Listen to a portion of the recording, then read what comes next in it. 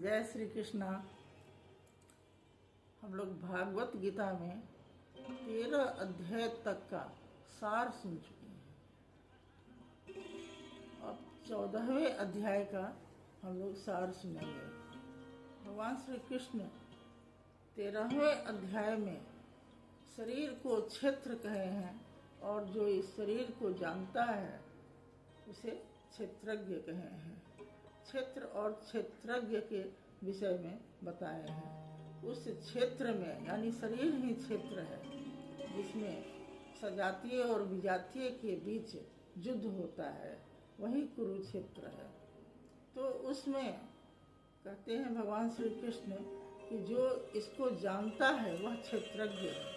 इसमें भगवान श्री कृष्ण कहे हैं कि मैं इसका क्षेत्रज्ञ हूँ। इस विषय पे पूरा हम लोग क्षेत्र और क्षेत्रज्ञ के विषय में सुने हैं। अंत में भगवान श्री कृष्ण कहते हैं कि यह ज्ञान रूपी नेत्र से ही क्षेत्र और क्षेत्रज्ञ को जाना जा सकता है। जो ज्ञान चक्षु अपना खोल देता है वही जान सकता है। अब अगले 14वें अध्याय में भगवान श्री कृष्ण उससे भी उत्तम ज्ञान बता रहे हैं। पहले ही श्लोक में भगवान श्री कृष्ण कहते हैं परम भुवः प्रवक्ष्यामि ज्ञानानाम ज्ञान उत्तमम यत् ज्ञत्वा मुनयः सर्वे पराम सिद्धिम इतं गता। कहते हैं कि हे अर्जुन, अब मैं तुमसे उससे भी उत्तम ज्ञान बताने जा रहा हूँ जिसे मुनि जन जान करके सिद्धि को, परम सिद्धि को प्राप्त कर चुके हैं, वह परम गति को प्राप्त कर चुके हैं। कहते हैं इदम ज्ञानम उपाश्रित्य मम साधर्म आगता सर्गे अपि न उपजायन्ते प्रलय न व्यथन्ति चे। कहते हैं कि इस ज्ञान को जो मैं अब सुनाने जा रहा हूँ, इस ज्ञान को धारण करके अर्थात उस क्रिया से चलकर जो मनुष्य जाता है वह अपने स्वरूप को प्राप्त करता है, वह स्वरूप को प्राप्त करता है। और सर्गे अपि न उपजायन्ते, कहते हैं कि वह जन्म मृत्यु फिर नहीं उसका होता है, आवागमन नहीं लगा रहता है। और जो प्रलय काल आता है अर्थात मृत्यु का समय आता है वह व्यथित भी नहीं होता है इस ज्ञान को जानकर। क्या है ज्ञान, आगे हम लोग समझेंगे। कहते हैं अगले श्लोक में मम योनि महत् ब्रह्म, मम योनि महत् ब्रह्म तस्मिन् गर्भं दधामि अहम् संभवः सर्वभूतानां ततो भवति भारत। कहते हैं कि हे अर्जुन, मेरी महत् ब्रह्म रूप, जो मेरी ब्रह्म रूप मूल प्रकृति है अर्थात अष्टधा मूल प्रकृति है। अष्टधा मूल प्रकृति क्या है? तो भूमि, जल, अग्नि, आकाश, वायु, मन, बुद्धि और अहंकार 8 मूल प्रकृति है जो संपूर्ण भूतों की, भूत प्राणी की योनि है। कहते हैं संपूर्ण भूत प्राणियों की योनि है। उसमें चेतन रूपी बीज अर्थात गर्भ को स्थापित मैं करता हूँ। उस जड़ चेतन के संयोग से सभी भूतों की यानी भूत प्राणियों की उत्पत्ति होती है। यहाँ भगवान श्री कृष्ण कहते हैं तो उससे उत्पत्ति होती है। सर्व योनिषु कौन्तेय मूर्तयः संभवन्ति तासाम ब्रह्म महत् योनि अहम बीज प्रतः पिता। यहाँ भगवान श्री कृष्ण कहते हैं सब तरह के, सब अनेकों प्रकार की जो योनियां हैं उसमें मूर्ति मैं स्थापित करता हूँ। तासाम ब्रह्म महत् योनि, उसमें अहम बीज प्रतः, मैं ही बीज स्थापित करता हूँ और मैं ही उसका पिता हूँ। यानी अष्टधा मूल प्रकृति माता हुई और बीज स्थापित करने वाला मैं ही पिता हुआ। भगवान श्री कृष्ण कहते हैं न कोई माता है अपना कोई पिता है, अर्थात कोई न कोई तो निमित्त मात्र बनता ही है। तो कहते हैं कि उसका है, लेकिन नहीं, यहाँ कहते हैं कि मैं अष्टधा मूल प्रकृति योनि गर्भ धारण करती है, मैं उसमें बीज स्थापित करता हूँ। अब इसमें 3 गुण चलता है जिससे मनुष्य बंधता है। कौन कौन? सत्य, रज, तमः इति गुणा प्रकृति संभव निबद्धन्ति महाभाव देहे देहिनम् अव्ययम्। कहते हैं कि इस हे महाभाव अर्जुन, सत्व गुण, रजोगुण और तमोगुण, ये प्रकृति से उत्पन्न हुए तीनों गुण ही अविनाशी जीवात्मा को शरीर से बांधता है। 3 गुण चलता है, उसमें कौन कौन से गुण है? सत्वगुण, रजोगुण और तमोगुण। कहते हैं तत्र सत्वम निर्मलत्वात् प्रकाशकम अनामयम् सुख संगेन बध्नाति ज्ञान संगेन च अना। कहते हैं कि सत्व गुण है वह निर्मल होता है, वह प्रकाश देने वाला होता है, और सुख वह भी बंधन का कारण है। सुख के अहंकार से बांध लेता है और ज्ञान के अहंकार से बांध लेता है, इस शरीर को बांध लेता है।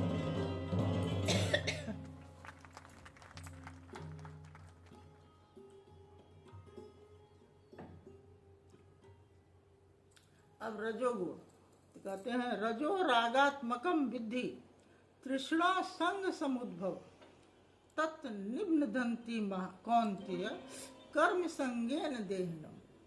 कहते हैं कि जो ये रजोगुण है वो राग देता है, राग की आसक्ति हो जाती है, आसक्त चित्त होता है, वह कर्मों में आसक्त रहता है और उसी से वह बंध जाता है, उसे मोह होता है, लोभ होता है और कर्म की आसक्ति, कर्म फल की आसक्ति होती है, उससे वह रजोगुण बंध जाता है। अच्छा, अब कहते हैं तमोगुण कैसा होता है? तमः तु अज्ञानजम विद्धि मोहनम सर्वदेहिनम प्रमादालस्य निंद्राभि तत् निबद्धन्ति भारत। कहते हैं हे भारत, ये जो तमोगुण है वह अज्ञान से उत्पन्न होता है और मोह से बांध लेता है। प्रमाद यानी कि आज का काम कल पे टालने वाला होता है, निद्रा आलस्य से बंध जाता है। वह तीनों गुण बंधन का कारण ही है। बहुत ध्यान से आप लोग सुनिएगा, समझ में आ जाएगा। सत्वगुण संजायते रजः कर्मणि भारत ज्ञान आवृत्य तु तमः प्रमादे संजत इति। कहते हैं हे अर्जुन, सत्वगुण जो सुख में लगाता है, रजोगुण कर्म में प्रवृत्त करता है और तमोगुण तो ज्ञान को ढक कर प्रमाद में अर्थात अंतःकरण की व्यर्थ चेष्टाओं में लगाता है। अच्छा, अब आगे कहते हैं रजः तमः च अभिभूय सत्वं भवति भारत रजः सत्वं तमः च एव तमः सत्वं रजः तथा। कहते हैं कि हे अर्जुन, रजोगुण और तमोगुण को दबाकर सत्वगुण बढ़ता है और सत्वगुण और तमोगुण को बंधाकर, तमोगुण को दबाकर रजोगुण बढ़ता है और रजोगुण और सतोगुण को दबाकर तमोगुण बढ़ता है। एक गुण चलते ही रहता है मनुष्य में। कहते हैं सर्वद्वारेषु देहे अस्मिन् प्रकाशकम् उपजायते ज्ञानम यदा तदा विद्यात् द्विविध सत्यम इति उत। यहाँ कहते हैं जिस काल में इस देह में, कहते हैं जिस काल में इस देह में तथा अंतःकरण में इंद्रियों में ईश्वरीय प्रकाश होता है, जिनके विवेक शक्ति उत्पन्न होती है, उस काल में जानना चाहिए कि सत्व गुण बढ़ा हुआ है। अगले श्लोक में कहते हैं लोभ प्रवृत्ति आरंभ कर्मणाम अस्मः अस्प्रिया रजसी एतानि जायन्ते विवृद्धे भरत सर्व। कहते हैं लोभ, हे अर्जुन, रजोगुण के बढ़ने में लोभ होता है ना। कार्य में प्रवृत्त होने की चेष्टा, स्वार्थ और बुद्धि से बुद्धि से कर्मों का सकाम भाव में आरंभ वह आरंभ का त्यागी नहीं होता है। अशांति, विषय भोगों को की लालसा इसमें उत्पन्न होती है। भगवान श्री कृष्ण कहते हैं कि जो रजोगुण होता है वह मोह का कारण है। अब कहते हैं अप्रकाश अप्रवृत्ति च प्रमादः मोह एव च तमसी एतानि जायन्ते विवृद्ध कुरुनंदन।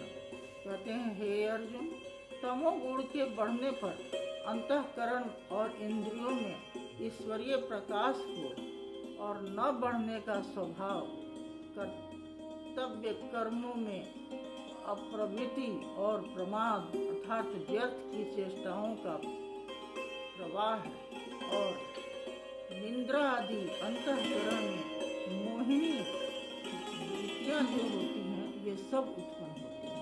प्रमाद उत्पन्न होता है जो तमोगुणी होता है इसमें। अब कहते हैं कि जब यह जीवात्मा सत्व गुण की वृद्धि में मृत्यु को प्राप्त होता है तब उत्तम कर्म करने वाले निर्मल दिव्य स्वर्ग आदि लोगों को प्राप्त होता है। जब हम सत्व गुण में रहते हैं तब बंधन का कारण तो है, लेकिन स्वर्ग तक जा सकते हैं, सत्व गुणी जा सकता है, क्योंकि वह उसमें निर्मलता होती है, दयालु होता है। कहते हैं कि जो रजसी गुण का होता है, जो रजोगुण का होता है, रजोगुण की वृद्धि होने पर मृत्यु को प्राप्त होने वाला कर्मों की आसक्ति वाले मनुष्यों में उत्पन्न होता है। कहते हैं उसमें कर्मों की आसक्ति होती है तथा तमोगुण की वृद्धि होने में मरा हुआ पुरुष मूढ़ योनियों अर्थात कीट पशु इत्यादि में जन्म लेता है। जो प्रमाद में जो तमोगुणी होता है वह कीट और इत्यादि जो निम्न श्रेणी का होता है उसमें वह जन्म लेता है। और रजोगुणी कर्मों की आसक्ति रहती है, इसलिए वह मनुष्य योनि में जाता है, लेकिन आसक्त चित्त वाले के यहाँ ही जाता है। अगले कहते हैं कर्मणा सुकृत स्याहु सात्विकम निर्मलम फलम रजसः तु फलम दुखम अज्ञानम तमसः फलम। कहते हैं कि जो सात्विक कर्म का फल निर्मल होता है, सुख ज्ञान और वैराग्य आदि कहा गया है सात्विक कर्म का फल। राजस कर्म का फल दुख होता है। हम लोग रजोगुण के ही उत्पत्ति है, तभी हम लोग मनुष्य भी हुए हैं, लेकिन सही है। और तामस कर्मों का फल अज्ञान होता है, वह अज्ञानता में ही विश्वास करता है। सत्व संजायते ज्ञानम रजसः लोभः एव च प्रमाद मोह तमसः भवति अज्ञानम एव च। जो सत्वगुण है वह ज्ञान से उत्पन्न होता है, और लोभ से होता है रजोगुण, और प्रमाद मोह इत्यादि से अज्ञान से होता है तमोगुण। अब कहते हैं कैसे इनका होता है, होकर ये उत्पन्न होकर कौन सी गति देते हैं, इस पर कहते हैं उधर गच्छन्ति सत्वस्था, ऊपर, मध्य तिष्ठति राजसा, नीचे मध्य में, और जघन्य गुण वृत्ति स्था अधो गच्छन्ति तामसा। अधो गच्छन्ति वह एकदम निम्न श्रेणी से निम्न श्रेणी में उसका जो फल होता है वह गति वही मिलती है उसको। यहाँ बताए हैं तीनों का। अब कहते हैं, अब यहाँ कहते हैं भगवान श्री कृष्ण कि न अन्यम गुणेभ्य कर्तारम यदा दृष्टा अनुपश्यति गुणेभ्य च परम वेति मद्भावम स अधिगच्छति। यहाँ भगवान श्री कृष्ण कहते हैं जिस काल में दृष्टा आत्मा तीनों गुणों के अतिरिक्त अन्य किसी को कर्ता नहीं देखता है और तीनों गुणों से अत्यंत परे परम सत्व परमात्मा तत्व परमात्मा को जाने लेता है, उस समय वह पुरुष मेरे स्वरूप को प्राप्त कर लेता है।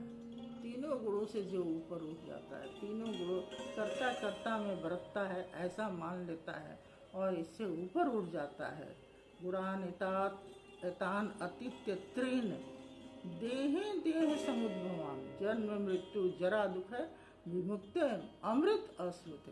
कहते हैं तीनों गुण से जो अतीत हो जाता है, गुणों में वह उलझा नहीं रहता है, इसके ऊपर वह रहता है, तीनों गुणों से ऊपर उठ जाता है। न उसे सुख का अहंकार होता है न ज्ञान का अहंकार होता है और बस भक्ति भाव से जो लग जाता है वह भगवान अपने स्वरूप को प्राप्त कर लेता है, यानी परमात्मा को प्राप्त कर लेता है। तब यहाँ अर्जुन प्रश्न करते हैं भगवान श्री कृष्ण से, कै लिंगे त्रीन गुणान इतान अतितः भवति प्रभो